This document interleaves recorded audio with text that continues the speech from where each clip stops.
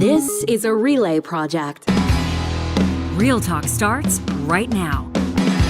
Here's Ryan Jesperson.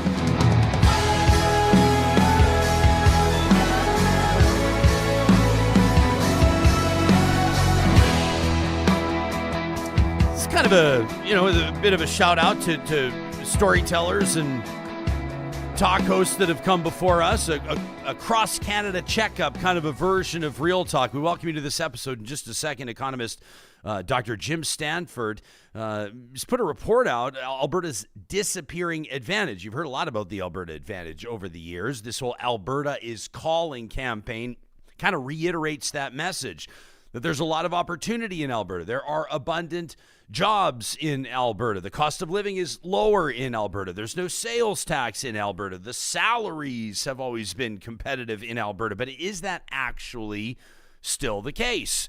We'll shine the spotlight on our home province with the Economist, Dr. Stanford, in just a moment. And then poll analyst, 338 Canada's Philippe Fournier joins us later in the show. Always a popular guest on Real Talk. You write in when you haven't heard him or seen him in a while on the show. And so we thought it was a good time to check in with Philippe. He's going to tell us what's going on in British Columbia, in Saskatchewan. Are both of those provinces set for major political upheaval? We'll find out. Will Premier Scott Moe hang on in Saskatchewan? What's going on with this United Party in BC and the upstart BC Conservatives and of course, NDP Premier David Eby? And what's happening in Quebec? Is sovereignty a legitimate conversation again? Philippe joins us in the back half of this episode. Plus, we'll take you out to the mountains, courtesy of Tourism Jasper, of course, with MyJasper Memories. Before we talk about the Alberta Advantage and whether or not it's still a thing, we'll let you know that there is an advantage to studying for your real estate exam with the team at Relo. It's Alberta's top real estate school, and better real estate training starts at relo.ca. That's RELO.ca. We love that story from JR, who wrote in last week to let us know that they were having a tough time passing their exams, getting excited to start a career in real estate, but couldn't seem to pass the exam. So they signed up for Relo, and what do you know? On the third try, the first try after the investment in Relo's training, JR passed their exam and is now working in real estate. We love those firsthand testimonials. Relo's got a ton of reasons why they're number one. It includes industry-leading instructors and community resources. You can learn more about how they invest in your success by checking out the website. Make sure you use the promo code RYAN100. That's going to knock $100 off both the Alberta residential and the Alberta commercial real estate bundles. That's RYAN100, all one word, when you get started today at relo.ca.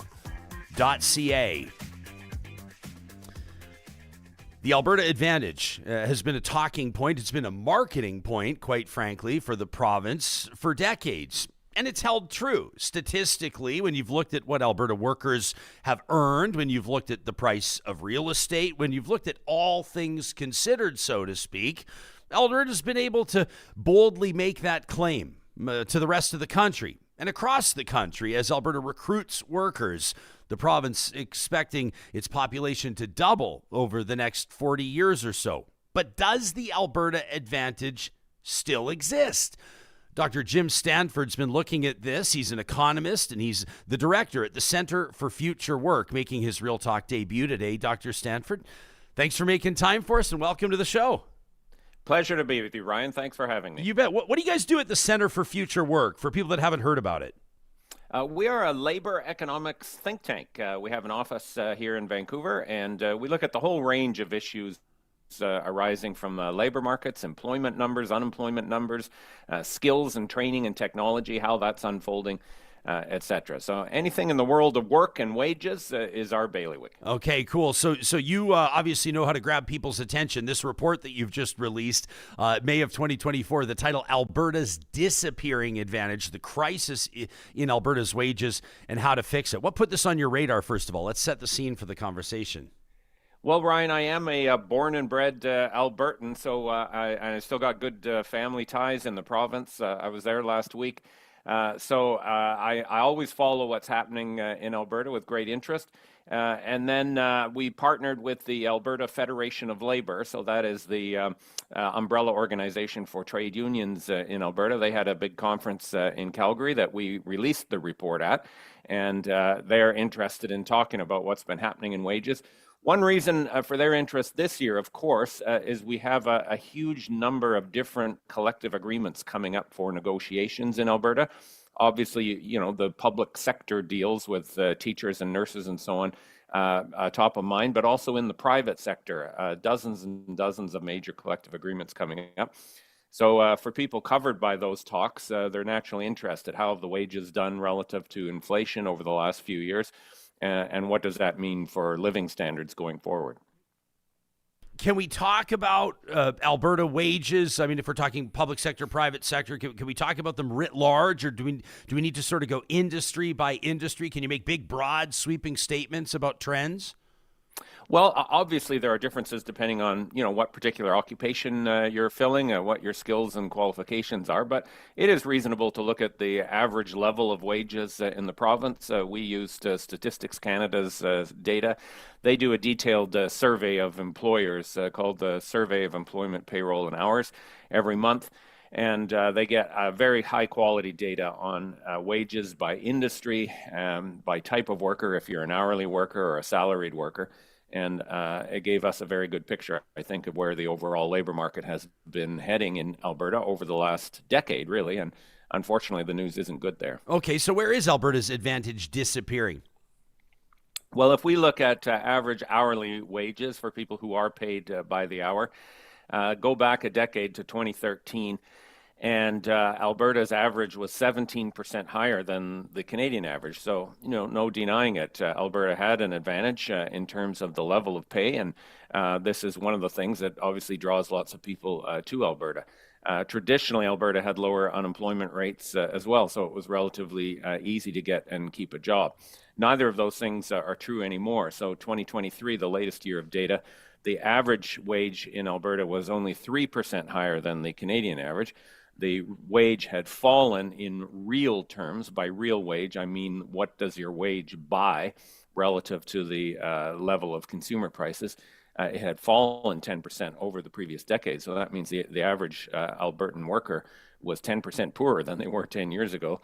Not promising. And the unemployment rate significantly higher than the rest of Canada. So from a worker's point of view, that advantage had pretty much disappeared.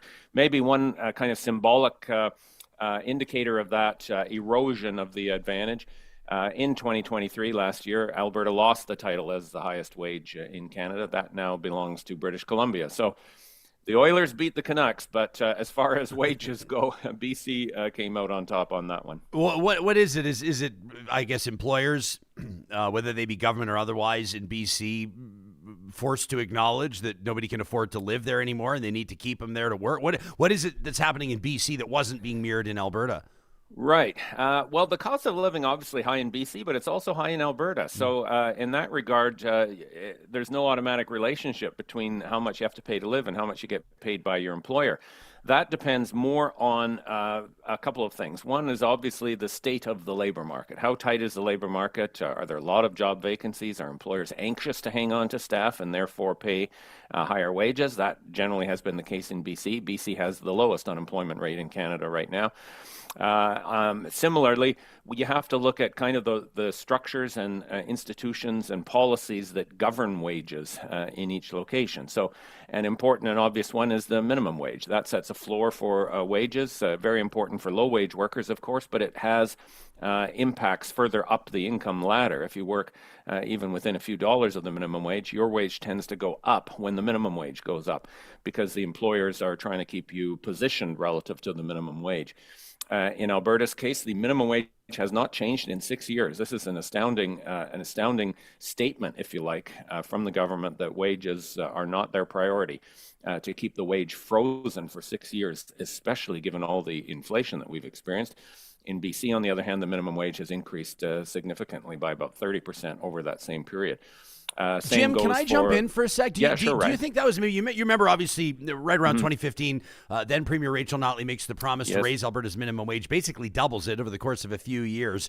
And then you'd hear from a bunch of employers, entrepreneurs, for the most part in the private sector, talking about the impact that had on their bottom line. Do you think that with subsequent Conservative governments, there was a sense that there was a need to ease off the gas, so to speak, with minimum wage, that a 100% increase within the last 5 years or so had been enough, so to speak, for Alberta? Like, what do you think the mindset was? Well, that was certainly the argument at the time when the first UCP government under Premier Kenney froze the wage. They said it's too high and we're going to keep it frozen. But that was 6 years ago. And inflation has been ripping and roaring ever since. So Alberta has gone from the highest minimum wage at the time to now tied with Saskatchewan for the lowest minimum wage at the time. So whatever the sort of short-term thinking was, 6 years later, that argument doesn't wash anymore. Alberta's minimum wage is tied for lowest in Canada and has fallen in real terms by about 15%. That means the lowest wage people working in Alberta have had 15% of their living standard taken away in that period. And meanwhile, the other provinces have moved ahead. Also internationally on the minimum wage, there's been a real sea change in the thinking of economists about the minimum wage. You know, there was that kind of standard argument, if you make workers too expensive, you price them out of the market and you create unemployment. And that has not actually been verified internationally. The minimum wage is shown to have very little impact on employment. In some cases, a positive impact, believe it or not, because at a higher minimum wage, you've got better retention of staff, higher productivity, et cetera. So, and then on the jobs front, in relation to the minimum wage, you've had a situation in Alberta with a frozen minimum wage for 6 years and a falling real minimum wage, yet unemployment in Alberta is significantly higher than the rest of Canada. So the idea that you solve unemployment by making workers cheap isn't being borne out in practice. I'm taking a look. So I'm citing here Alberta's economic dashboard. People can check it out, economicdashboard.alberta.ca. The latest numbers that we have is data from April of 2024, which shows unemployment across the country. It's the highest in Newfoundland and Labrador at just over 9%. And then you've got kind of a cluster of New Brunswick at 7% unemployment, Alberta at 7%, Ontario just under that at 6.8%. Same with PEI. And then it drops from there. British Columbia, the lowest unemployment, or maybe the highest employment in Canada, 5% unemployment in BC. Are these external factors? Is it something that Alberta's doing or not doing? Is it COVID? Is it like Denis is saying in our YouTube live chat? Is it automation in the oil field? What is it? Well, there's a lot of factors. Obviously, in Alberta's case, given the dependence on resources, what's happening in the global markets for oil and other products obviously matters. And that is part of the story over the last 10 years of this disappearing advantage. The decline in real wages started in 2014, which was when, of course, that terrible oil price crash occurred and Alberta had a recession and so on. But what's striking, Ryan, is that decline in wages has continued even when the oil industry has done well. Even when oil prices globally were high. So even the last 2 years, 2022, 2023, the oil industry's profits were higher than at any other point in history, yet the real wage continued to fall. So you cannot blame external global forces alone. Every province in Canada had to deal with COVID and everything that's come after it, including the inflation and high interest rates. Yet by those measures on wages, but also unemployment and some of the other living standards measures we cover in that paper, Alberta's situation has been worse than other provinces in general, and the worst in many cases. This is where you have to turn your attention and look at some of the provincial policies, some of the specific things that have been done in Alberta or not been done in Alberta to try and strengthen labor markets and strengthen wages. Okay. And, Sorry. Yeah, no, I'm sorry. I stepped on your toes there. I'm just eager to get in on this. Why don't we talk about that? Go for it. Why don't we talk about provincial policy? What's number one on your list? Well, obviously, because we're looking at wages, I have focused in on the policies affecting wages. We've already mentioned the minimum wage policy, which I think is misguided and very painful for low-income workers to have their wages frozen through 6 years of mostly high inflation. There are other things that the provincial government does around wages. One of them is the overall collective bargaining system in Alberta, which is weaker than other provinces. So what are the rules? A whole myriad of rules regarding how workers come together, try to form a union, get certified as a bargaining unit, negotiate a collective agreement, a first collective agreement, and then make sure that it's lived up to. So unions are shown nationally and internationally as a force that lifts wages. And in Alberta, the number of workers covered by unions is smaller in proportion to the workforce than any other province. And this, again, is not an accident, and I don't think it reflects, supposedly free market mindset in Alberta. Workers in Alberta want wages and benefits and pensions just like any other workers do. But the hoops they have to jump through in order to get that in Alberta are tougher. So union representation is lower. Another thing you could look at is those public sector negotiations. The last big rounds for nurses and teachers and other public sector workers was in 2020 and 2021 is when their previous contracts expired. And you had the government at that time adopt a very aggressive strategy to try and minimize the increases in wages. And they were frankly terrible contracts, 3 or 4% wage increases in total over a 4-year period. And again, during a period of very high inflation. So in public sector roles, education, healthcare, and so on, real wages have fallen very steeply in Alberta. And again, that's different than other provinces. I mean, nowhere did they do great, but again, next door in BC, at least they kept up with inflation. And in Alberta, the emphasis on suppressing wages showed up in that important part of the workforce. Suppressing wages, it's kind of like I don't know. Is it a political? I guess it's a strategy. Is it a political ethos? It's like, I mean, it's I would say, and I wouldn't limit it to the current conservative government in Alberta. I would say, generally speaking, maybe aside from those 4 years under Rachel Notley, Alberta, from a political standpoint, typically has not been union-friendly territory, has it? I mean, there's always kind of been a culture of like standing up against unions. I've mused on this show and pointed out on this show that hundreds of thousands, if not millions of Albertans are union members, but still there's kind of like a cult. There's almost kind of like you can feel it. I don't know if I want to call it an anti-union culture, with apologies to friends of mine that proudly work in unions. But would you agree it's a thing, and it's been a thing for a while in this prairie province?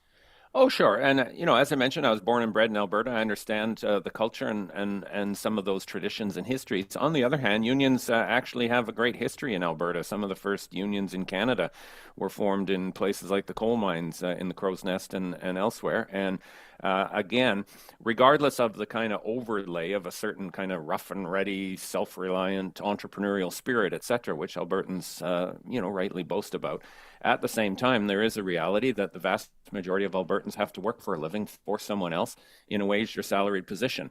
And that economic situation inherently creates an interest in getting better wages and benefits and pensions. And so, regardless of that kind of, freewheeling mentality or ideology, I think most Albertans are quite sympathetic to the idea, particularly during these inflation times, that workers need a bit of bargaining power in order to protect their interests. And in Alberta and Canada-wide or even internationally, Ryan, I think there's been a bit of a change in public mindset about trade unions.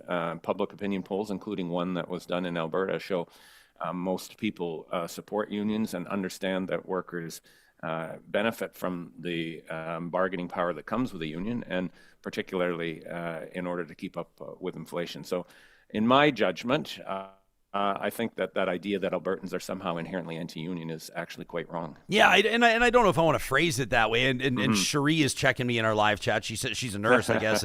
And Cherie says under the NDP we got 0%. I guess what I'm saying is you didn't sort of, and this is my anecdotal memory, I just didn't remember as much inflammatory language coming from Rachel Notley when it came to unions. And you kind of, and I think everybody listening knows what I'm getting at, knows what I'm talking about. That sort of language around like the bloated unions and the fat cat union bosses and this, that, and the other. Obviously, a big part of a union's bargaining power, or at least part of it, is public opinion.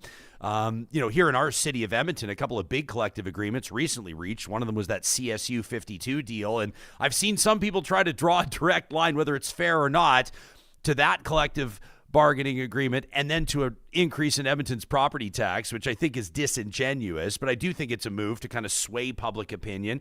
With your finger on the pulse, Jim, where is the public at? Like if you're negotiating on behalf of union workers today, and you're looking for whatever increase in light of inflation, in light of what the economy is doing, in light of what the real estate market's doing, cost of living, et cetera, what ground do you have to stand on? Where do you think the public's at right now when it comes to support for public sector workers?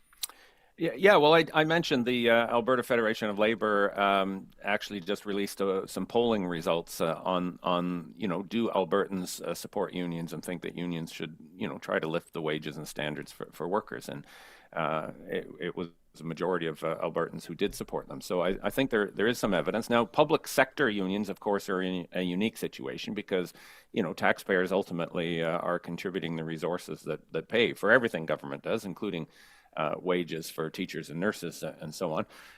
And this is where I think there's going to be a task of public education to debunk some of the myths. Some of the myths about fat cat public servants are deliberately promoted by politicians who want to make themselves look tough. Say, I'm defending the taxpayers' interests here, and this is where we have to challenge that with some of the reality. The decline in real wages for nurses and teachers and other public sector workers in Alberta has been cataclysmic over this period. That 10% decline that I mentioned in the real wage for Alberta as a whole, much worse than that in the same period for those in the public sector, in part because of those very, very meager wage increases over the last 3 to 4 years.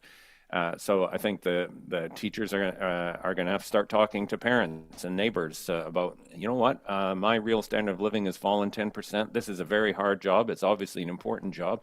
We can't find enough teachers, in part because the pay and conditions are so discouraging.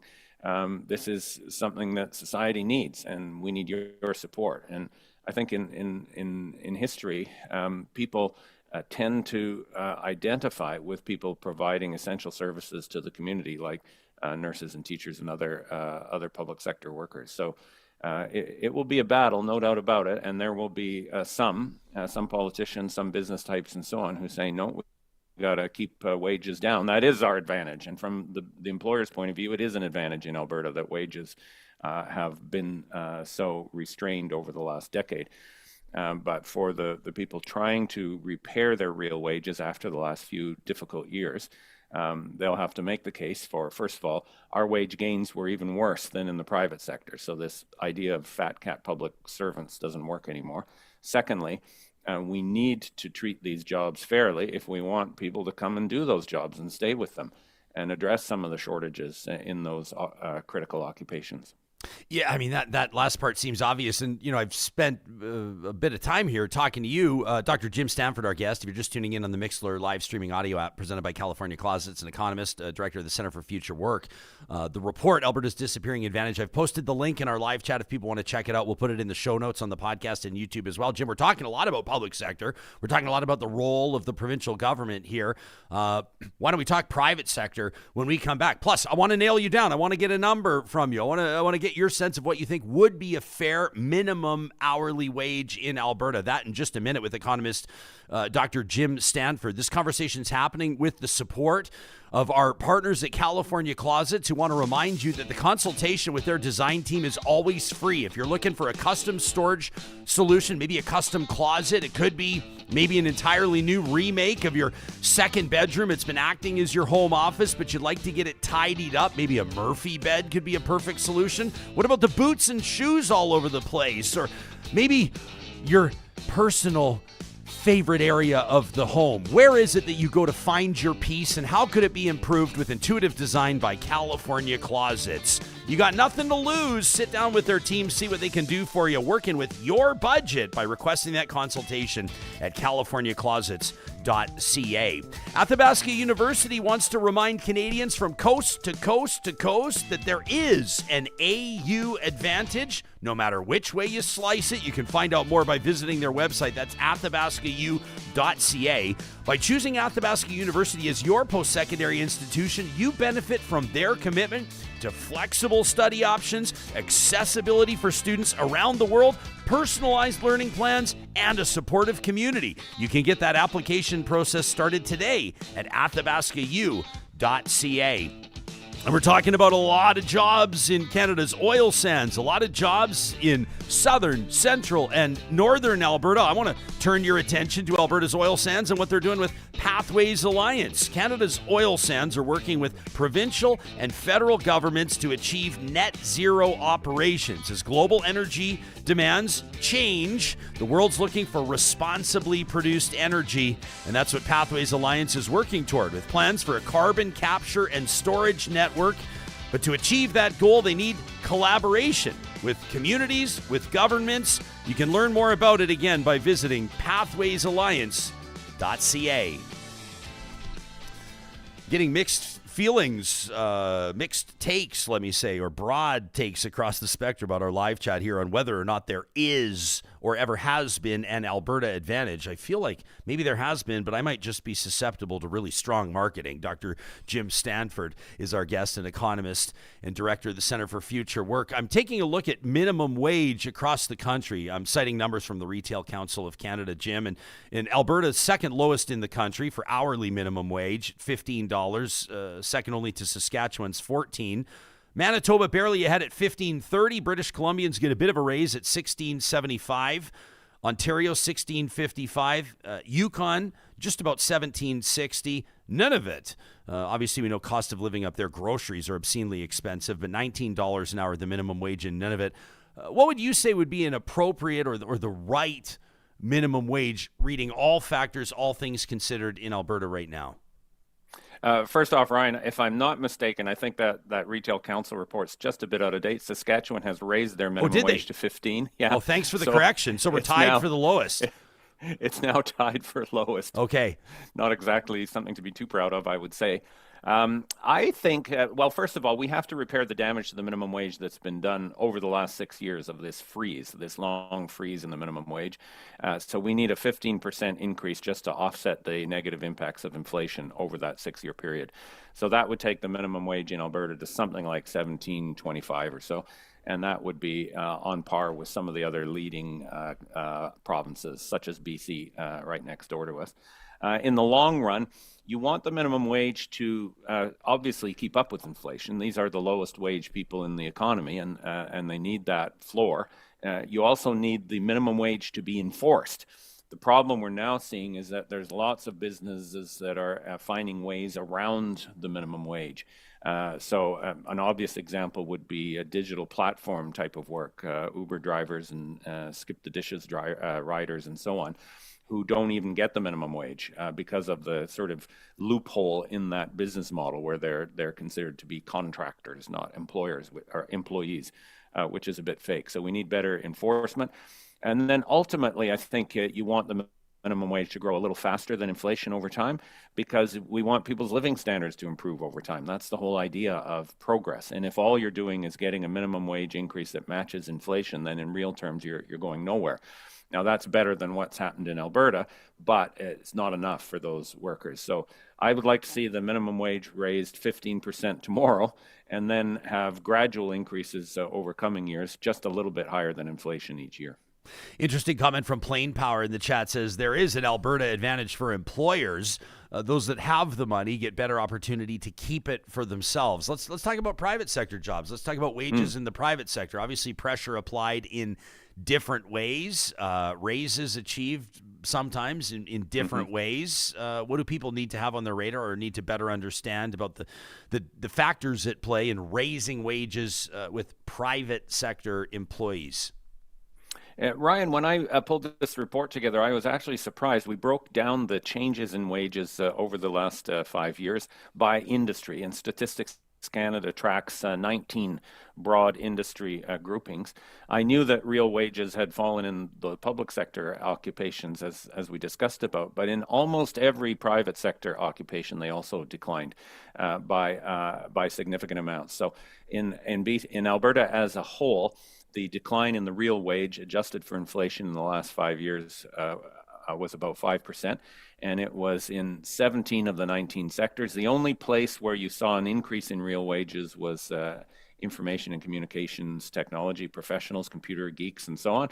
They are obviously in demand, and their incomes went up. Everyone else's went down, including in the oil and gas and mining sector. And that surprised me because, again, the profits in that sector over the last couple of years have been higher than ever, yet real wages there declining as well. And that suggests a sort of structural issue across the economy. So real wages in the private sector have fallen. That means average workers have got wage increases that lagged behind inflation. So if you're in a situation where either as an individual, you don't have a whole lot of clout, but you've got some clout as an individual, go to your employer and say, okay, time for a raise. And by the way, I've lost out to inflation in the last couple of years. I need something significant.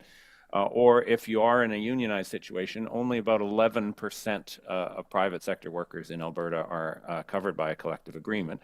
But for them, they're going to be opening talks with employers and again saying, look what inflation has done to our living standards. We need some repair there. And then we also have to protect against future inflation. Inflation has come down a lot. Statistics Canada's report yesterday said 2.7% over the last year. That's a big relief, but it's still carrying on. You're still looking at inflation of 2.53% likely over the next couple of years. So you need that much just to hold your own against inflation that has yet to come. Then you need to repair the damage of 5% or more in some cases that's been done to your real living standards over the last 5 years.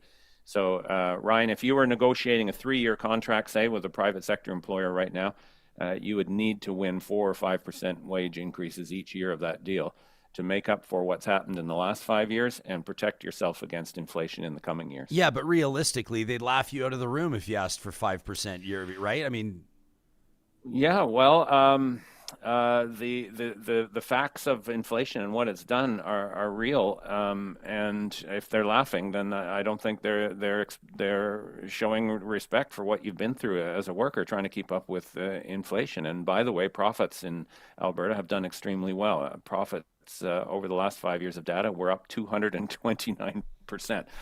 So if any employer laughs at you for saying I need 4 to 5% a year, then say, well, what about your 229%? I want some of that. Yeah, I guess. Jim, do you have a sense of what population growth is doing here? Whether it's immigration or whether it's Canadians moving from other provinces. I mean, Alberta's obviously seeing a huge influx. Some of the numbers are mind-boggling. With that comes more people willing to do some of the jobs, probably at lower wages. Does that kind of undercut some of these efforts to get those wages driven up? Can you take us into that dynamic? Oh, that's a really important question, Ryan. I'm glad you answered it. Alberta does have faster population growth than the rest of Canada on average. It's up 10% in the last 5 years, and that reflects both international migration into Canada, most of which right now, unfortunately, in my view, is the temporary work permits or the international students who are coming in on temporary permits, both of whom tend to get channeled into those very insecure low-wage jobs in the economy. Then you also have interprovincial migration, which has been flowing into Alberta as well. This is important. For example, on the job creation front, Alberta's job creation has matched the Canadian average. It hasn't been better than the Canadian average, but over the last 5 years, Alberta's been creating jobs as quickly as the rest of Canada. But the population has been growing much faster. So what that means is relative to the number of people who are here looking for work, the job creation engine hasn't been adequate. And we've seen a decline in the proportion of the working age population that has a job in Alberta, in fact, worse than any other province. So relative to population, there hasn't been enough work. Same math applies to GDP when you're looking at economic growth. Economic growth in Alberta has been lower than the Canadian average, but at least positive. But when you adjust for population growth on a per capita basis, it's been negative, again, worse than any other province. So you could say the population growth reflects Alberta's advantage. People want to be here. They maybe saw those ads, Alberta calling. But in reality, I would say right now it's beyond what the labor market and the economy in Alberta are able to handle. And we're seeing the strains and stresses of that. For example, rent increases in Alberta have been the worst in Canada. Yeah, significant. I was sitting with a buddy who's crunching the numbers for his business just the other day, and his operating expenses are going up significantly. But then at the same time, you look at some of the pressures that are being faced. I mean, just across the board, costs are up absolutely everywhere. And I know that some people are working to recover those. There's kind of been a recurring theme. I want to close with this, Jim. Appreciate your time. A recurring theme in the chat. And I'll go to Jordan's comment, who says minimum wage was intended to provide an entry-level living wage for doing an entry-level job. That kind of approach, or that kind of take on minimum wage, to me has a bit of a sort of an imposed, like, you pull yourself up by your bootstraps. This isn't, it sort of has like the carrot on the stick type approach. But the fact of the matter is, a lot of people, the minimum wage is their wage, has been their wage, and will be their wage, right? I mean, that's just a fact for a lot of people. Oh, absolutely. And again, there's an impact, if you like, a spillover impact of the minimum wage on people who make more than the minimum wage. I call it a trickle-up effect, Ryan. When you increase the minimum wage, if you were in a job where the employer was paying you, say, $1 more than the minimum wage, then your wage is most likely going to go up as well. Because the employer wants to preserve the relativities between what they're paying and the absolute minimum out there. They don't want to pay just the minimum wage, even if they're legally entitled to, because they're worried that they're not going to be able to recruit and retain staff. So it's true. Not everyone. The minimum wage is intended to set a minimum standard for those at the lower end of the labor market, and there's a good reason for it. And we should do that. So there's a grain of truth in the listener's question. But at the same time, that doesn't mean it's not important. It's important to those workers, and it's important to those who are really anywhere in the lower third of the labor market.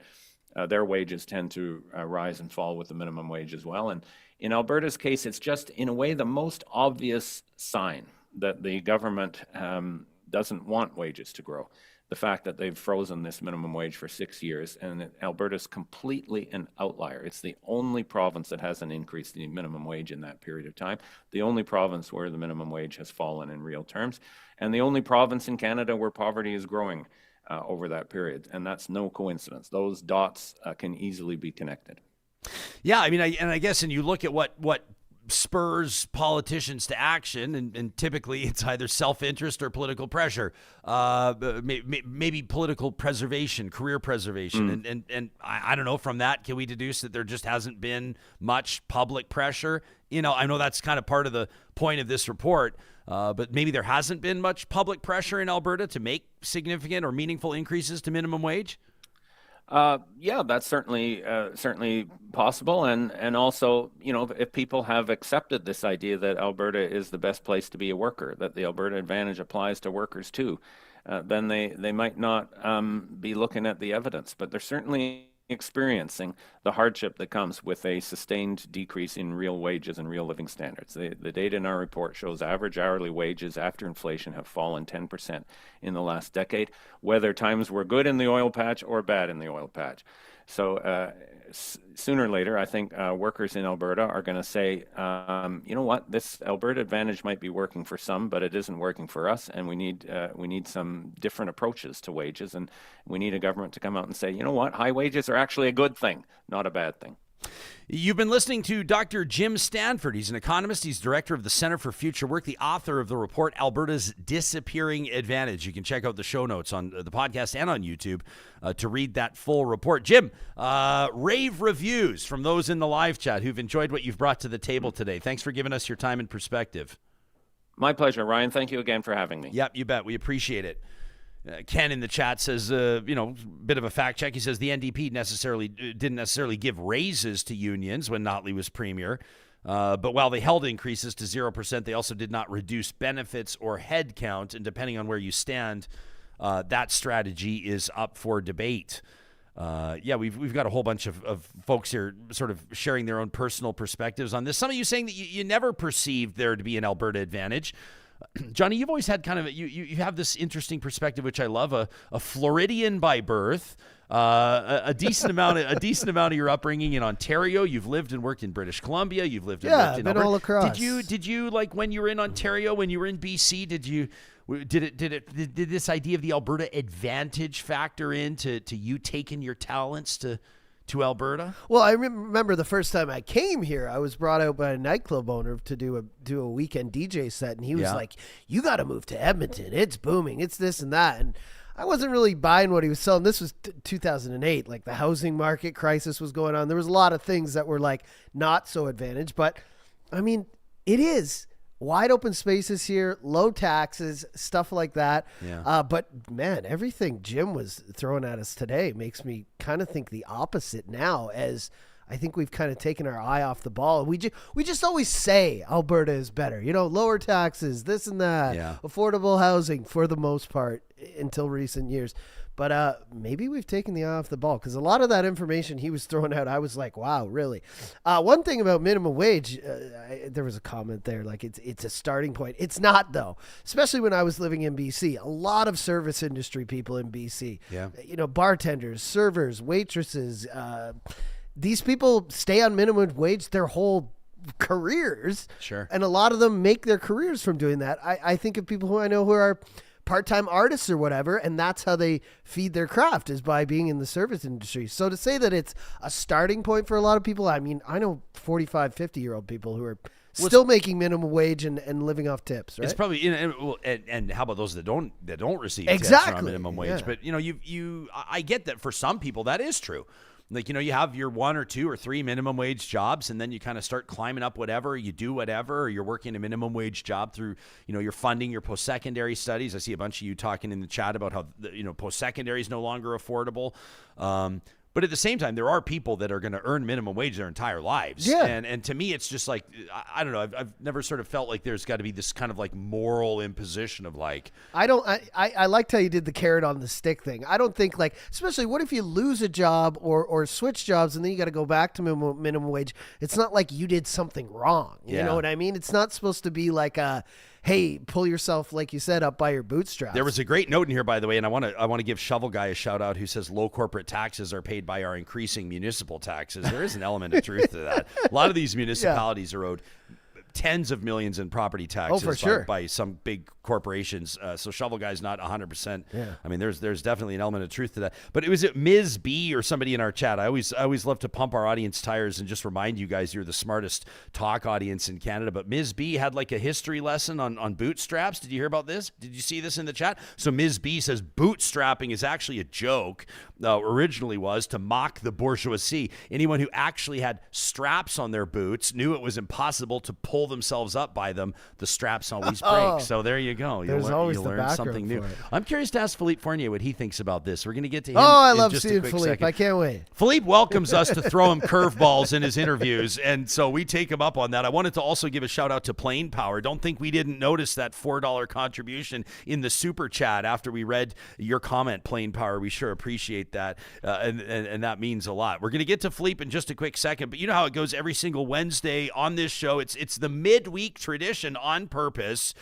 We take a second out of the news cycle to take you out to Jasper. It's MyJasper Memories, presented by our friends at Tourism Jasper. And this week, we want to remind you that spring into summer, this so-called shoulder season, is one of the most perfect times of the year to see wildlife out in Jasper. You got all those beautiful little babies. You got those animals, of course, all of them nurturing their new arrivals. Wildlife viewing in Jasper is unlike anywhere else in the country. You've got your beautiful grizzlies, of course. If you're lucky enough, sometimes you'll even see them on the golf course. You've got those bighorn sheep. You got caribou, elk, moose, mountain goats. Sometimes you're even going to be lucky enough to see a wolf or a pack of wolves, a variety of birds, smaller creatures, if you can be up into those mountain passes like marmots and pikas. The best time to see wildlife around the year is now and in the fall. And so if you check out jasper.travel, and then you're looking through the things to do links, I want to put a couple of summer wildlife experiences, spring and summer, onto your radar, including the Moline Valley Wildlife and Waterfalls Tour with the cruise. There's a wildlife photography tour that you can sign up for, a really neat opportunity to hang out with the team. It's a 2-hour tour. That's Jasper Photo Tours that carries this one out. You can find all the details online. They've been providing quality photography instruction and tours for years now. They've got local knowledge on the best places places to be and the ideal times to be there. And of course, because this is happening in the national park, all of these tours are going to be sustainable, non-intrusive tours that keep safety and preservation in mind while you capture and connect with the beauty of Jasper National Park. You can learn more about many, many different ways you can connect with, view, and photograph wildlife in Jasper National Park by visiting their website. That's jasper.travel. And don't forget, when you're posting your photos or video from your Jasper getaway, we'd love for you to hashtag MyJasper and RealTalkRJ, and you can see your Jasper memories featured on a future edition of the show presented by our friends at Tourism Jasper. Little healthy rivalry on the Super Chat this morning with Ken tossing in $5 to inch ahead of Plain Power's $4. We appreciate this competition and we encourage it on a daily basis. Philippe Fournier has been a wonderful friend of this show since inception. He's a poll analyst. He's editor-in-chief of 338 Canada, and of course, he's a political columnist in demand in English and en français across the country. It's been a while since you've been on the show. It's nice to see your face, pal. I think we got you muted, so we want to make sure I can hear you, Philippe. There you go. There you go, loud and clear. Good to see you, Ryan. It's been a while. Yeah, it has been. Interesting conversation with Dr. Jim Stanford talking about Alberta's disappearing advantage. You're coming to us from La Belle Province. Do Quebecers hear about the Alberta Advantage? Is that something that's been on their radar? Has our marketing made its way across the country to Quebec? I don't know, but I saw the numbers in the Statistics Canada, the surveys. So I don't know. I still see the median household income being the first in the country by a wide margin. So maybe it's other provinces catching up to Alberta. I'm not sure about this. I'm not an expert in economic matters, so I won't pretend to be one. But I think you guys are still doing fine. Yeah. Quebec. I'm not too worried about you. Yeah, and I mean, obviously, there are a lot of signs that reasons for optimism, I think, in Alberta, especially if you're a shareholder in some of these big companies. But generally speaking, people are moving here. People are buying houses here. The real estate market is healthy here. But that doesn't mean that people aren't being left behind, right? Yeah. And so that's something that we've got to consider, and obviously something we always want to have on our radar. You mentioned a few minutes ago the minimum wage. Well, the thing is, if you work full-time at a minimum wage and you cannot pay rent and buy groceries, then the minimum wage is not high enough. That's just as simple as it goes. And I know many business owners depend on a reasonable minimum wage to survive, but people have to be able to live. Otherwise, if you work just to survive, then what's the point of working? It's another discussion, obviously, but we have the same issues here in Montreal and in Quebec. Yeah, no kidding. Have you been paying any? I mean, we sort of promoted this as our own cross-country checkup with you today. We'll talk about what's going on in BC and Saskatchewan and Quebec. Obviously, talk of sovereignty again there. And whenever that flares up, it obviously gets the attention of the entire country. But an interesting piece from Jason Markusoff in CBC yesterday talking. I don't know. I'm sure you've been keeping an eye on the Alberta NDP leadership race. Yes. Sort of the perceived three front runners. You got Naheed Nenshi, of course, Kathleen Ganley and Sarah Hoffman. You also have Jody Calhoun Stonehouse in that race as well. It's been an interesting one. We've seen some issues debated. Every leadership candidate's been on the show. People can check out the interviews in the archives. But Jason Markusoff pointing out, we've just seen numbers for the first time last week. Party membership right around 85,000, which I think, right, depending on what people are expecting, it's a little higher than what I was expecting. It's a little bit lower than the 123,000 that the UCP was boasting when they conducted their most recent leadership race, obviously the one that Danielle Smith won. But here's the rub, and here's what's pretty interesting. As Markusoff's headline suggests, the Redmonton Party no more. Alberta NDP's base has shifted to Calgary. Half of the Alberta NDP membership, now hails from Calgary. What does that say to you? It says to me that the NDP has finally understood the electoral map. I think they did to some extent last year. Last year when you did have the election, we knew from the start that the recipe for an NDP win was to sweep Edmonton and almost sweep Calgary and hopefully win a few seats in the region, such as Banff and Lethbridge.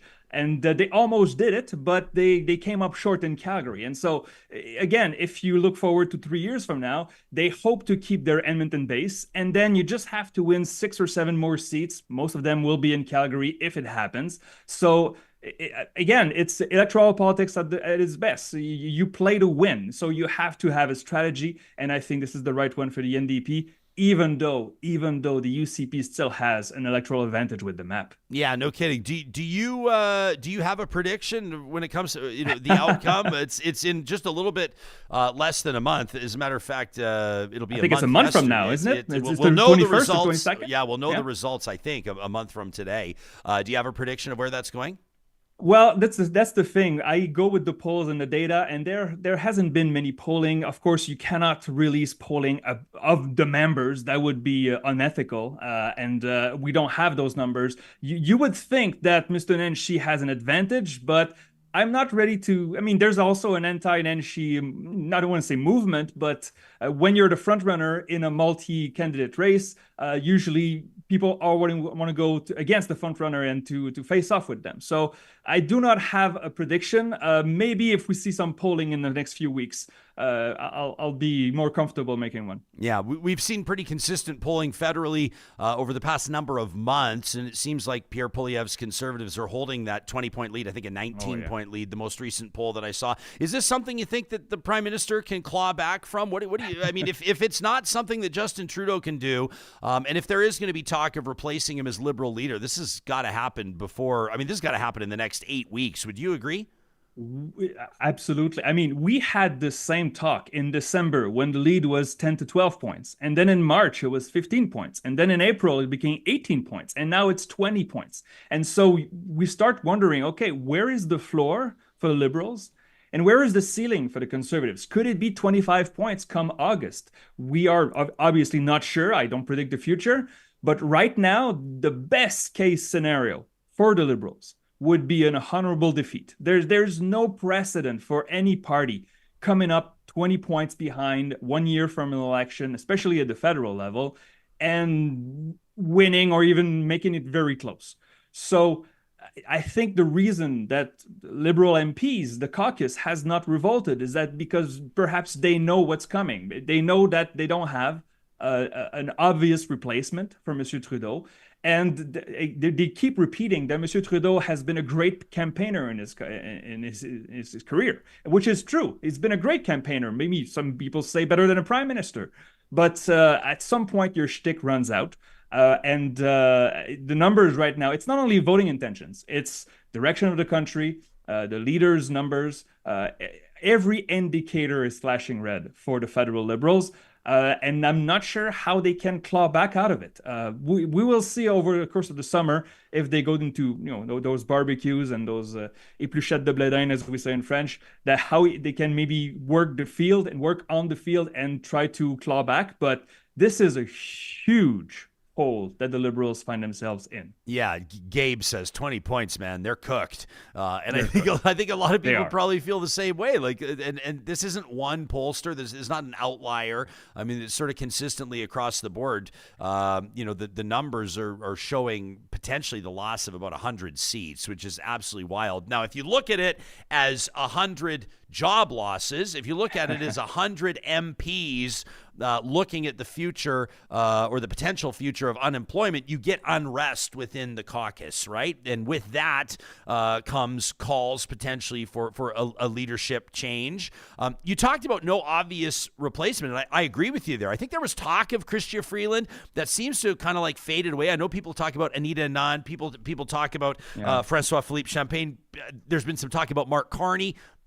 Maybe Melanie Joly, although I know that maybe she wants to be the mayor of Montreal. Do you have a sense of if, and if so, whom that might be? I think many of these names that you just mentioned, Ryan, will be in the race next time around. I'm not sure about Miss Freeland. I think she could say, I've been in this high stress job for a decade and I want to bail out after the next election. But the thing is, if you're a Liberal leader, a federal Liberal leader, your recipe to win, there's not 32 ways you can win an election. You have to do well in Quebec, you have to do well in Atlantic Canada, and you have to win at least 2/3 of Ontario seats. So that's your starting line. And then you cherry on top, you have to do well in BC. Well, right now they're doing well nowhere. You look at the map, it's not only 20 points, Ryan, it's that they're trailing everywhere. And in recent years, in the last 3 decades, we have no example of this. We have no precedent of a party leading absolutely everywhere, such as the Conservatives, with the exception of Quebec, where the Bloc is in first place. But the Conservatives are also polling reasonably well in Quebec, between 20 and 25%, which is higher than their cruising speed in Quebec since the new party was formed. So any of these names, could they work? They will have to shed this Trudeau era aura around them before they can win anything. You will need a generational change in the Liberal Party to claw back to power, 4 to 8 years from now. We'll have to see. Yeah, I just kind of get the sense that it's not there's nothing, and this is obviously a defeatist approach. This is not an approach that campaign strategists within the Liberal Party would adopt. But I don't know that there's anything that the Prime Minister could do aside from maybe solving the housing crisis in the next 12 months to convince Canadians that he deserves another mandate. You just kind of get that, like when there's that groundswell, deserve it or not. I mean, like Pierre Poilievre, it's fascinating when you look at the numbers. When you look at likability right now, the likability for Trudeau and Poilievre they're both in the toilet. But there is some secret sauce that Poilievre's pulling out that seems to be working. I kind of get the sense that the only way that the Liberals could pull out of this nosedive, it would have to be just an absolutely disgraceful mistake by the Conservatives, right? I mean, Poilievre would have to be videoed kicking puppies, and I'm not even sure that would do it, to be honest with you. The most dangerous enemy for the Conservatives are the Conservatives themselves. Basically, it's Poilievre if Poilievre loses the election or comes close to losing the election, it's because I think many Conservatives will have shown a bad side of their campaign. And so, again, sometimes when you win by default. I think we could have an example of the Oilers the other night. I mean, the Canucks were so bad. And so I think the Oilers, they did win, but they won by default. Sometimes in an election, you win because your opponent is just that bad. We have seen nothing from the Conservatives right now that show they can turn the tide, right? Every time I see a columnist in this country says, oh, maybe this was a bad day for Poilievre, he picks up points in the polls. So he doesn't need our advice for the campaigns. Whatever he's doing, it's working. So, 20 points. I do not see how you come back from that. Maybe, again, a reasonable defeat is the best outcome for the Liberals. Philippe, what we love about you is you're a poll analyst. So do you pick up on anything, like when you see when these thousands of Canadians are responding to these polls and they're ticking the box, they're saying, if I were voting today or voting tomorrow, it would be for the Conservatives. It would be for Pierre Poilievre. Is there a common theme there that I mean, I know the axe, the tax thing is sticking. I was driving on the QE2 highway between Calgary and Edmonton this weekend, and I saw there's like a camp out at a highway rest stop about halfway through outside Red Deer. It's the Axe the Tax rally, and everybody's got their trailers there, and they got all their signage up, and the slogan works. But is there like a particular platform or policy, or is there a certain talking point or a top priority of Mr. Poilievre's or of the Conservatives that you think is really resonating with Canadians, or is it just kind of exhaustion with the Liberal government? The latter. Okay, so I will say this. The Axe the Tax crowd that you're mentioning, those were already Conservative voters. Those were already people that were committed to a right-of-center party, which is the Conservative Party in this country. So to win the election for the Conservatives, they had to convince other voters. They had to convince suburban voters of Toronto, people in the Maritimes, a lot of people in the lower mainland around Vancouver. Those were the voters they needed to reach. So the people that have those flags, Axe the Tax, well, I'm sure the Conservatives are really happy to have them, but it does not make the difference in an election. The Conservatives had to gain points in strategic regions where the Liberals did very well in the past 3 elections. And so far, the numbers show that they have succeeded. Now they have to play the trap for a year. Hey, what's going on in Saskatchewan? I've sort of perceived Premier Scott Moe to be untouchable there. He's always right near the top of the list of Premier's approval ratings. Is he slipping? Well, here's the thing. We've had some polling disagreement in Saskatchewan, so we're not really sure. The map in Saskatchewan is very advantageous to the Saskatchewan party. The NDP would have to win both Regina, Saskatoon. They win the northern ridings, and they have to make inroads in places like Moose Jaw and Prince Albert, and they have almost no margin for error. So if they win all of these places, they could, I'm talking about the NDP here, Saskatchewan NDP, they could maybe win 32 seats. That's a maybe. And to win, you need 31. And so there's no margin for error for the NDP. And again, the polls that we did see in recent months, we had Insightrix Research, which had a statistical tie between both parties. And then a month later, you had the Angus Reid Institute that had 12 points ahead for the Saskatchewan party. So we're not sure exactly what's going on. But if you would have to play the odds, you would have to give Saskatchewan party the advantage in this election, unless there's a split on the right. This is what could bring down Scott Moe and the Sask party. If the party on the right splits, the NDP goes in the middle and wins. But otherwise, with a united right, there's almost no path for the NDP to win in Saskatchewan. Okay, what about in BC? There's a lot going on in BC right now, man. Help us understand. Help us understand. You've got this BC United movement. You got the BC Conservatives. You got obviously NDP Premier David Eby. Over to you, Philippe. Okay, so I delved into this recently. I wrote for my 338 Substack an analysis of what's going on in BC. And if you look at ResearchCo is a Vancouver-based a polling firm which really nailed the last election in BC. And so you have to give them some importance in the analysis. So 1 year ago, in May 2023, ResearchCo had a 12-point lead, a 20-point lead for the NDP in front of the BC Liberals. Then the BC Liberals changed their name and almost immediately lost 15 points in the polls. The BC United rebranding, the BC Liberals to United branding, was a complete disaster, and it could go down as the worst rebranding effort in Canadian history. And I'm mincing my words here because it is truly that bad. Wow. The Liberals instantly lost 15 points in the polls, and they haven't been able to recover. Now we have the Conservative Party of BC, a party that had 1.9% of the vote 3.5 years ago. 1.9% of the vote right now is in a statistical tie in some polls with the NDP. Other polls show an 8 to 10 point lead for the NDP. So we have a realignment, a once in a generation realignment going on in BC, and the BC Liberals / United could potentially be completely wiped off the map. And so think about this, Ryan.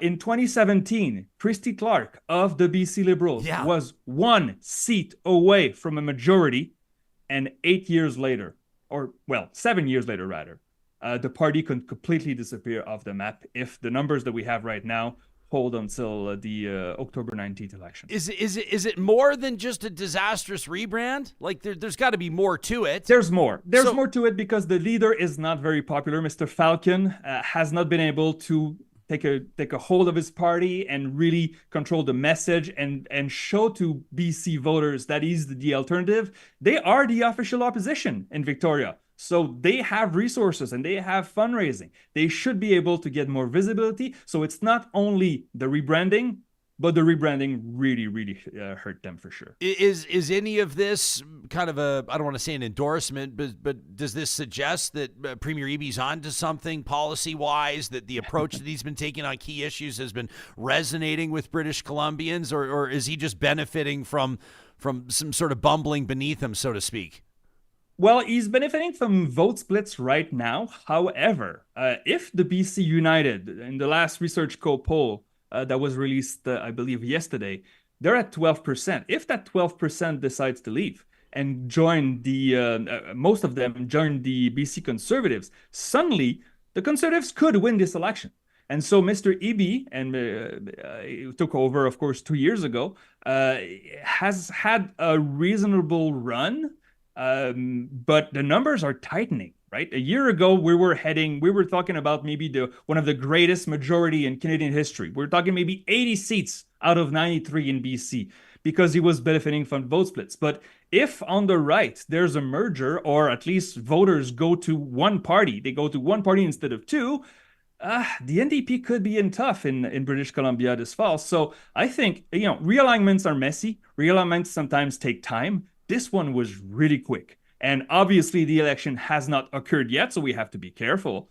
But this could be a game changer, and it would change the BC politics for the next decades. I'm not exaggerating here. Yeah, no, this is like, it feels like one of those scenarios where you sort of, you go into these elections and you basically kind of have no idea, which is a strange position for pundits to be in, where many will just acknowledge, like, we don't know what's about to happen. And after the fact, once the dust settles, you look at it and you say, I guess this is our new political landscape. But even there, at that starting point, you go, well, what's this going to look like 4 years from now? I think in our home province, right, you look at where Alberta was, Jim Prentice comes in 2014, right? And then from 2015 to 2019, the upheaval there, absolutely wild. But then we realize we're just getting started, right? Jason Kenney didn't exactly enjoy a dynasty. You don't mention Jason Kenney's name in the same breath as Ernest Manning and Peter Lougheed and Ralph Klein. Far from, right? Now you wonder, what does the Danielle Smith era look like? And I know that some are even looking beyond there, suggesting that maybe she's losing the support of some of her grassroots, the sort of take back Alberta angle on this. Although I can't imagine them finding a legitimate and serious leadership contender that would be more friendly to them than Danielle Smith. That's my own personal musings. I don't know if you disagree. Well, all right. So if we talk about 2027 in Alberta, why not? Because it's fun, right? So there will be a map change. And the map change, I'm not sure if they will increase the number of seats, but assuredly the two cities will have greater weight in the election. And so if the NDP repeats this score and maybe does a little bit better in Calgary, you could have a divided Alberta legislature, like 43-44. It's possible that, and then every single vote would count. The NDP won 39 seats last year, so it was a clear loss, 44% of the vote, 39 seats, but they were not that far away in Calgary. And so if Danielle Smith only counts on the rural parts of Alberta to win, next time around, it could not work potentially, especially if they have a popular leader that can win more seats in Calgary. So I know it's far away. We're just having fun here. 2027 is so far away. Alberta politics, it's hasn't been boring for a while, and I love it. Yeah, I love it. We wouldn't be here if that wasn't the case. Let's move east. Want to wrap with a look at your home province in Quebec. What's going on? Talk of sovereignty again. All of us out west go, I thought this was sorted out. I thought this was figured out. I thought everybody was happy and sticking around. I will say this, okay? So we had the CAQ winning a landslide victory in 2022, and then some broken promises and some missteps throughout 2023 opened the door for a comeback for the Parti Québécois. However, we have 5 parties polling between 12 and 32%. So it is a completely split electorate. Right now, the Parti Québécois is in first place, but it looks in the polls that the Parti Québécois hit a ceiling about a third of the electorate. And when we look at throughout 2023, we saw that the Parti Québécois was rising in support at the expense of the CAQ, François Legault's CAQ, but support for sovereignty did not budge at all. So the Parti Québécois and the popular leader Paul Saint-Pierre Plamondon, they managed to patriate sovereigntists that had flocked away to the CAQ, but they did not create new sovereigntists. And now they're very obviously motivated because they lead in the polls. But when you look at the sovereignty numbers, it's about from 35 to 40%, and there's a hard ceiling there. So there will be talk about a third referendum. There will be talk about a very closely fought election in 2026. But I think our elections will get more acrimonious than the last two, because the last two were quite easy to predict. This one, I'm not sure what will happen. Not to mention that the Quebec Liberals still don't have a leader. They will elect their leader next spring, and that could change the game again. Yeah. What do you think's motivating the sort of the momentum, the sovereigntists, so to speak? Well, there are many factors, but think of the grievances that many conservative voters have throughout the country, including in Alberta. Well, here it fuels separation from Canada. So it's the same thing. Basically, the living conditions they perceive have gone down. The housing crisis has been amplifying. There's also, many Quebecers feel that they should have greater control over immigration that comes to Quebec to protect French language. And so all these grievances do not just fuel the desire to change government, but they want to change regime. Again, I want to stress, though, it is a minority of Quebecers right now that want that. It's around 35 to 40%, but it's still a big chunk. And I will quote my late father. I remember I used to love talking about politics with my late father, and he said, the problem in Quebec is there are too many sovereigntists. And then he would pause for a second and then say, or too few.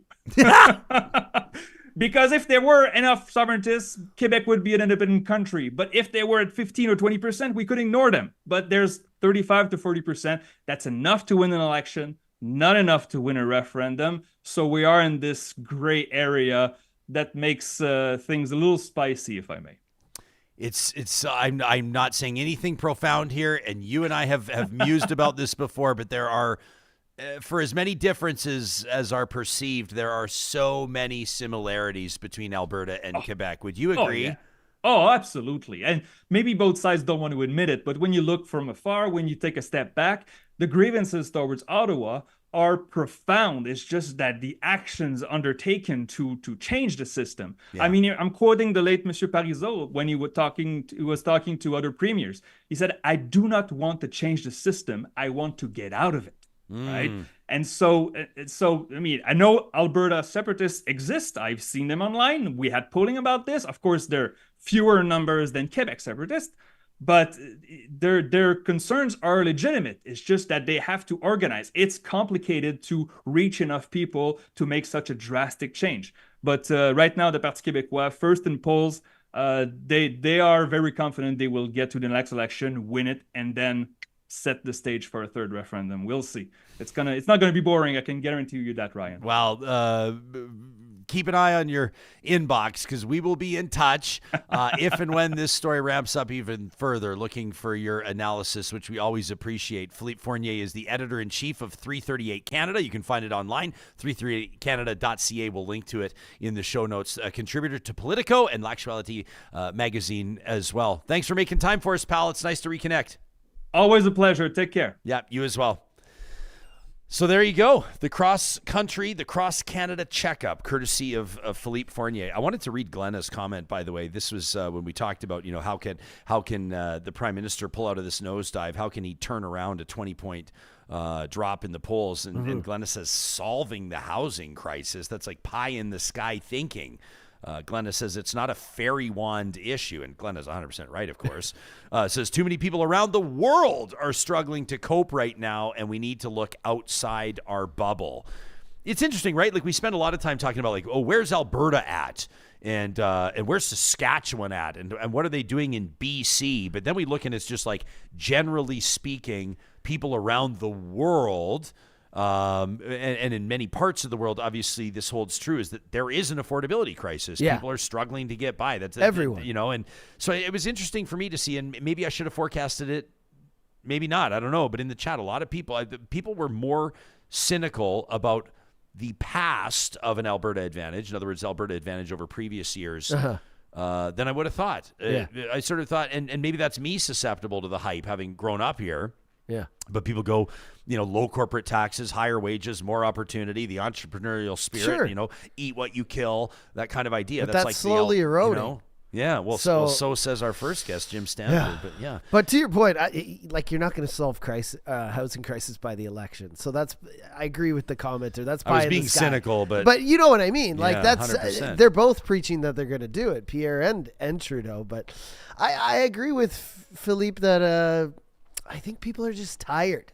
Mm-hmm. You know what I mean? I don't even think it has to do with, people are always talking about affordability, interest, housing. That's happening everywhere. You look anywhere in a prosperous nation or country right now, province, territory, whatever, any country right now, everyone's dealing with inflation, cost of living, housing.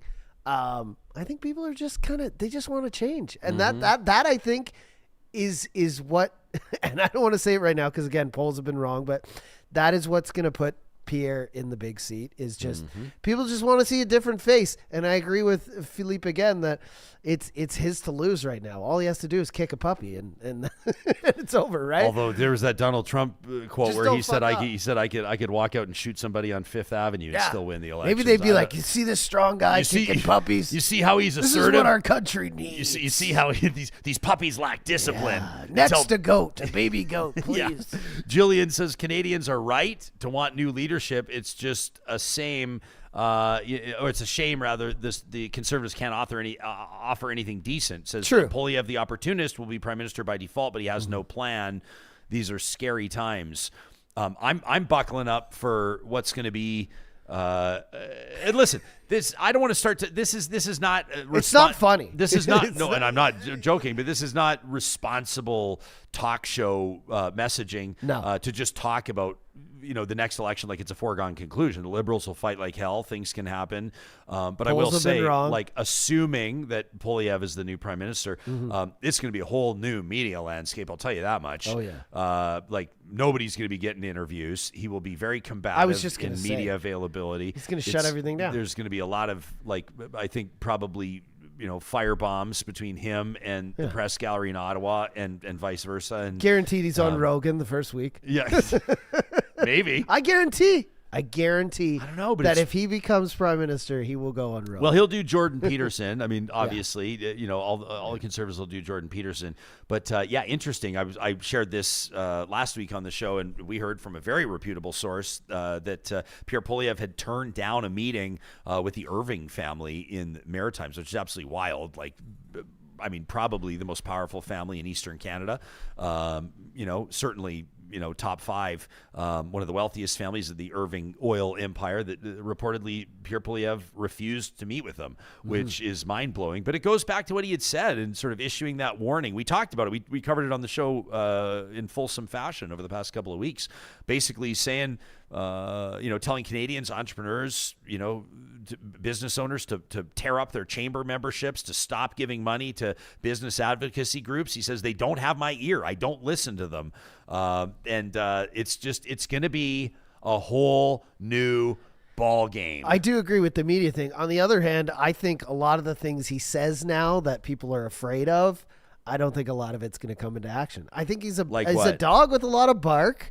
Like, just all the he seems like he's going to step into the prime ministership and all of a sudden turn all these things around immediately and shut down this and change this. And, even people in the chat here are talking about how he's going to roll back abortion laws and stuff like that. I think he's just going to get in there and he's going to try to affect housing. But how can you at this point? It's going to take a decade. But I think a lot of the things people are afraid of, it's just a dog with a lot of bark. But yeah, I don't know. Pierre Poilievre's on the record pro-choice, though. So I don't. I'm not. I sort of hesitate to chime in on. I think it's important for all of us to defend women's health rights, access to abortion, health services, and the like. But I'm also kind of like try to sort of like, what do I say? Know my role, know my place in that conversation, and not sort of come across like I'm the authority on where that's going or policy. And I know that people have been surprised in past. I don't know if people saw that coming down in the U.S. Roe v. Wade being overturned and a lot of the states overturning or limiting or restricting or eliminating access to women's health services. So seems crazy. So it can happen. It does happen. But I don't know. I mean, I think also we've seen. And I hesitate to, let me just say I use the word thoughtfully and I don't use it flippantly, but I think that when there is when there's hysteria around some issues, it can actually work against political movements. Like, for example, when people start yelling about Pierre Poilievre's going to limit women's health access or women's health rights, and that's not the case. If that's not the case, if he's gone on the record and said that he's, he believes in a woman's right to choose, a Pierre Poilievre-led government would not touch, these types of things, similar to what Stephen Harper did, then I think that, movements can lose credibility. And we've seen that, like, this was one of the criticisms about the campaign that the NDP ran in May against Premier Danielle Smith, and like a lot of the stuff attacking Smith on things that maybe weren't things.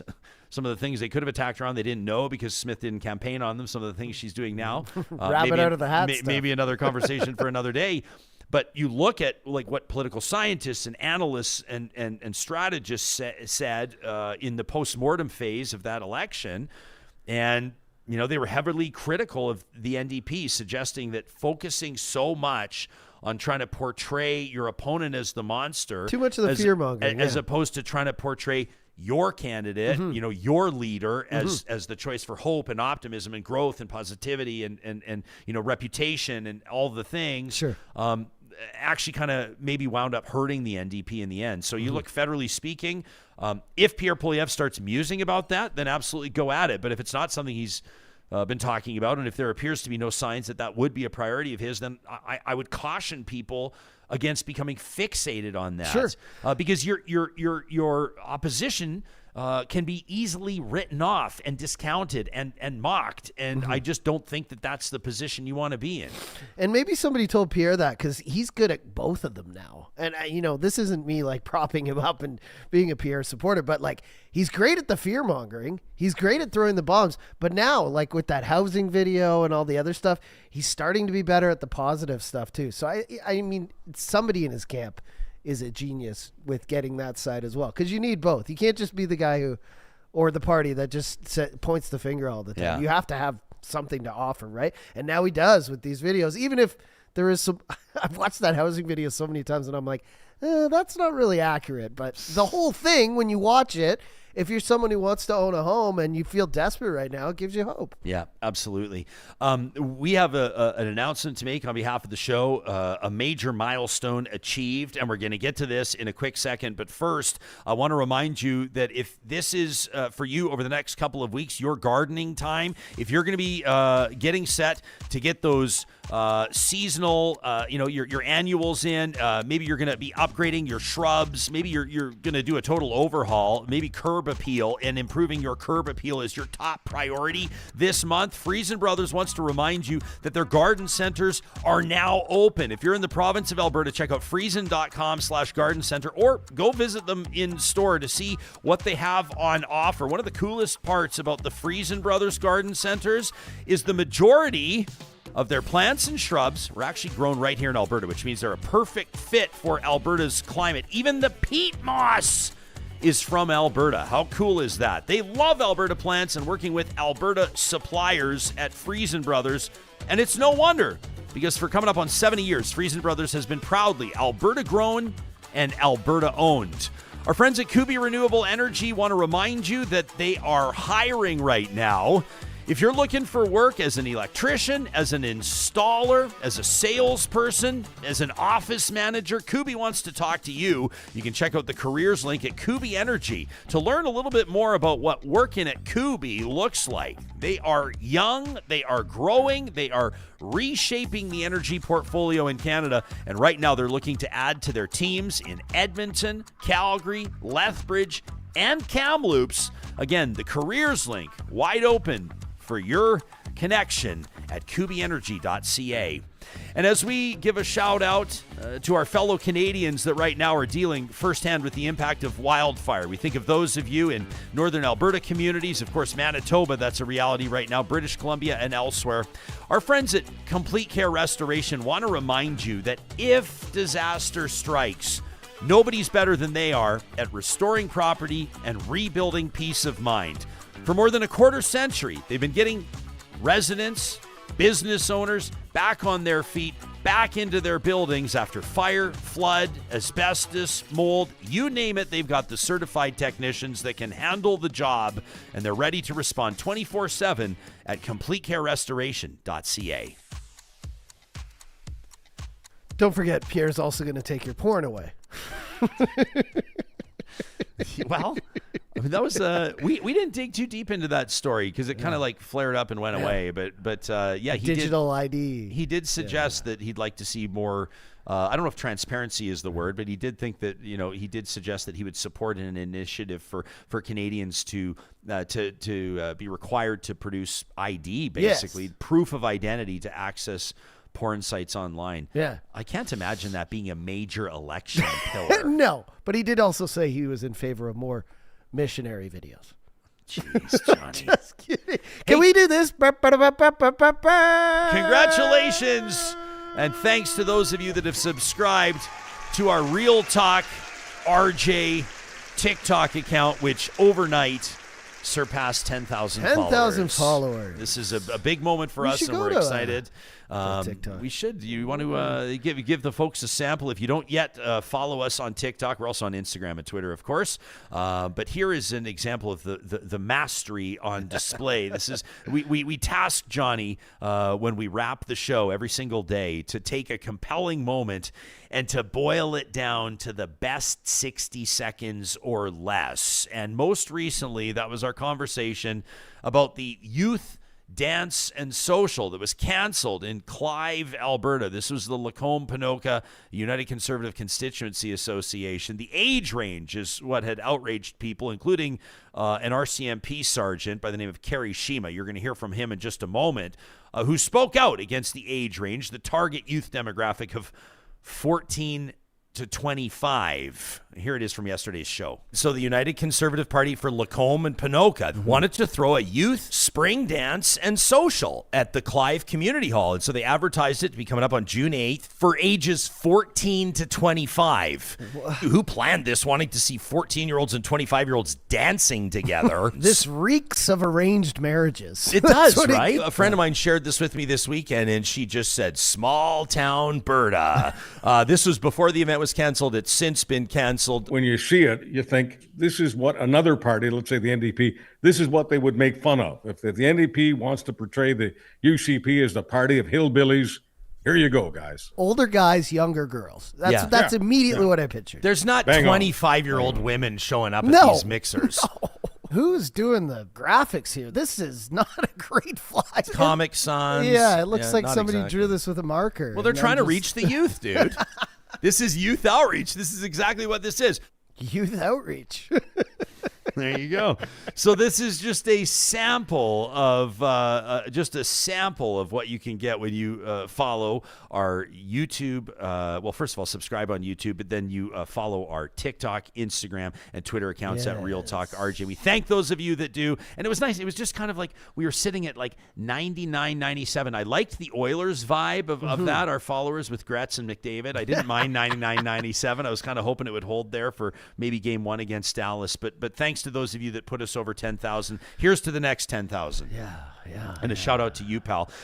Sergeant Kerry Shima, this is serious business, and he's the one that had drawn attention to this social event, which obviously has since been canceled, as you heard in our coverage.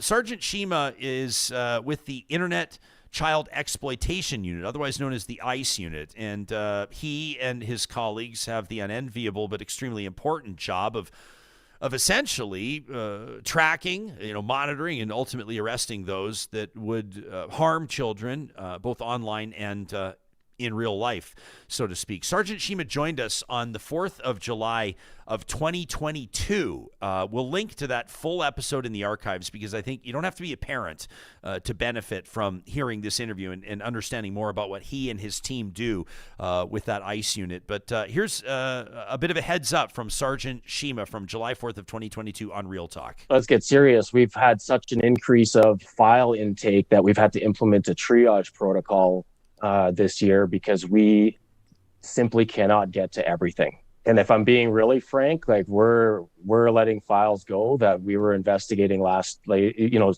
were serious enough to investigate last year or the year before because we have so many more serious things going on. It's just like any other policing area. We don't have enough bodies. Is there shelf life? Absolutely. You can't do this for a very long time. And it's good experience, very rewarding. We're arresting a lot of people. We're doing a lot of good stuff here. And but at the same time, like you said, I'd be lying if I said it didn't bother me every day. You look at this stuff, you can't, you don't desensitize. People say, are you desensitized? No.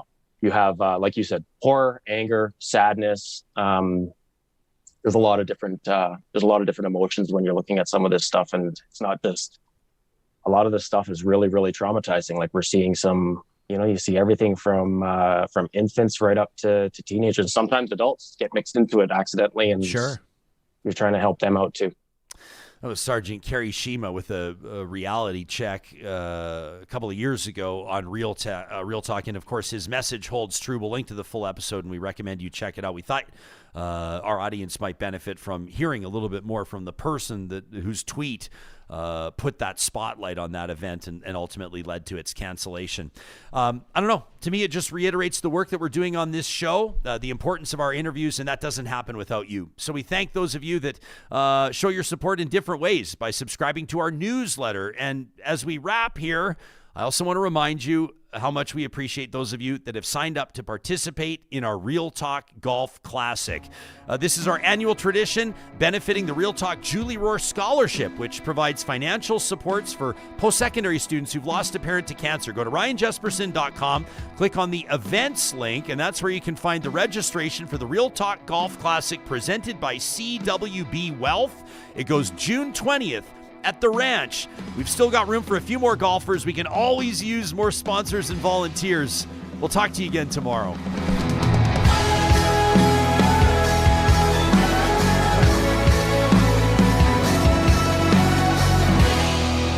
Real Talk is hosted by Ryan Jesperson, executive producer Josh Dunford, technical producer John Hicks, general manager Katie Cook.